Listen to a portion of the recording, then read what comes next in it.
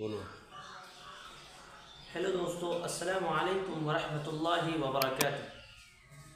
ناظرین کرام، میں ہوں محمد سلمان اور آج میں آپ کے ساتھ ایک نئے ویڈیو کے ساتھ حاضر ہوں۔ دوستو، آج کا ہمارا ٹاپک ہے نماز۔ عزیز دوستو، نماز اسلام کا ایک اہم رکن اور ایک عظیم عبادت ہے۔ نماز اسلام کا ایک ستون ہے۔ الصلاۃ عماد الدین۔ نماز مومن کی معراج اور سربلندی کا ذریعہ ہے، جسے حدیث میں کہا گیا الصلاۃ معراج المؤمنین۔ نماز کے بارے میں حضور اکرم صلی اللہ علیہ وسلم نے ارشاد فرمایا کہ میری آنکھوں کی ٹھنڈک نماز میں ہے، قرۃ عینی فی الصلاۃ۔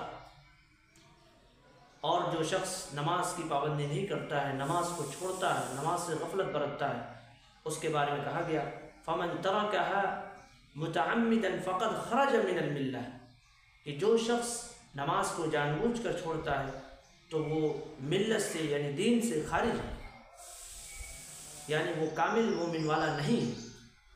اور بندے اور کفر کے درمیان نماز چھوڑ دینے ہی کا فرق ہے۔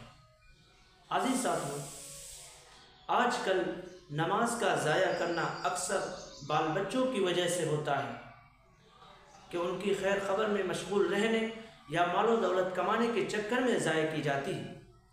حضور اکرم صلی اللہ علیہ وسلم کا ارشاد ہے کہ نماز کا ضائع کرنا انجام کے اعتبار سے ایسا ہی ہے گویا کہ مال و دولت اور بال بچے سب چھین لیا گیا ہو اور وہ اکیلا رہ گیا ہو، یعنی جتنا گھاٹا اور جتنا نقصان اس حالت میں ہوتا ہے اتنا ہی نماز کے چھوڑنے میں ہوتا ہے۔ السلام علیکم ورحمۃ اللہ وبرکاتہ۔